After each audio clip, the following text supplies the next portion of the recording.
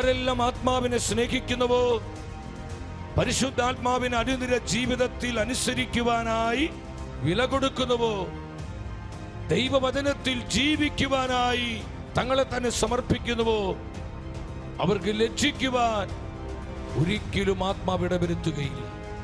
അവർ ഭക്ഷിച്ച് സംതൃപ്തരാണ്.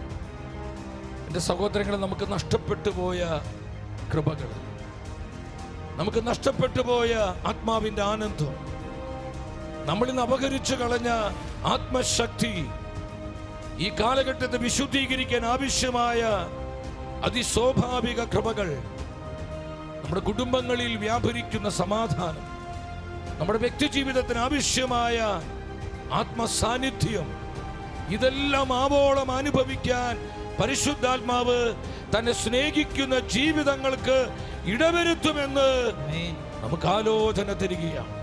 അവർ ഭക്ഷിച്ച് സംതൃപ്തരാകും. വിശ്വസിച്ച് ആമേൻ പറഞ്ഞേ. രണ്ടാമത് പരിശുദ്ധാത്മാവ് പറയുന്നു, അവർ എൻ്റെ അത്ഭുത നാമത്തെ സ്തുതിച്ചു മഹത്വപ്പെടുത്തും.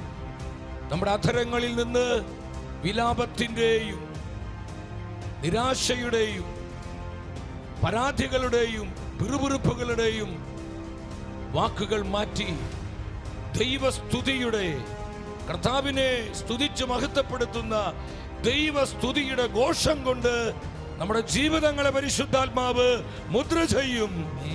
ആരെല്ലാം ആത്മാവിനെ സ്നേഹിക്കുന്നുവോ, പരിശുദ്ധാത്മാവിനായി തങ്ങളെ തന്നെ സമർപ്പിക്കുന്നുവോ, അപ്രകാരമുള്ള ജീവിതങ്ങളിലേക്ക് ദൈവസ്തുതിയുടെ ഉന്നതമായ അഭിഷേകം ആത്മാവ് പകരുകയും, മൂന്നാമത് അവർക്ക് ലജ്ജിക്കേണ്ടി വരികയും, നമ്മുടെ ശിരസ് കുനിഞ്ഞു പോകാൻ, നമ്മൾ അപമാനിതരാകാൻ, ലോകത്തിന്റെ മുൻപിൽ നമ്മൾ ഒന്നുമല്ലാത്തവരാകുവാൻ പരിശുദ്ധാത്മാവിനെ അനുവദിക്കുകയില്ല. തന്നെ സ്നേഹിക്കുന്നവർക്ക് വേണ്ടി, തന്നെ ആശ്രയിക്കുന്നവർക്ക് വേണ്ടി, തന്നെ അനുസരിക്കുന്നവർക്ക് വേണ്ടി തന്റെ അസാധാരണമായ പ്രവൃത്തികൾ പരിശുദ്ധാത്മാവ് പ്രവർത്തിക്കുന്ന വർഷമാണ് 2026. സ്തുതിക്കുന്നു പരിശുദ്ധാത്മാവേ. ഞങ്ങൾ വിശ്വസിച്ച് ഈ പ്രവചനം ഏറ്റെടുക്കുന്നു, ഈ ആലോചന ഏറ്റെടുക്കുന്നു. തന്നെ സ്നേഹിക്കുന്നവരെ ഇനി ചവിട്ടിക്കൂട്ടുവാൻ പരിശുദ്ധാത്മാവ് ആരെയും അനുവദിക്കില്ല. നിങ്ങൾ ലക്ഷിക്കേണ്ടി വരികയില്ല. ഞാൻ നിങ്ങൾക്ക് വേണ്ടി അസാധാരണമായ പ്രവൃത്തികൾ ചെയ്യും. സഹോദരങ്ങളെ, ഇത് പരിശുദ്ധാത്മാവിന്റെ വാഗ്ദാനമാണ്.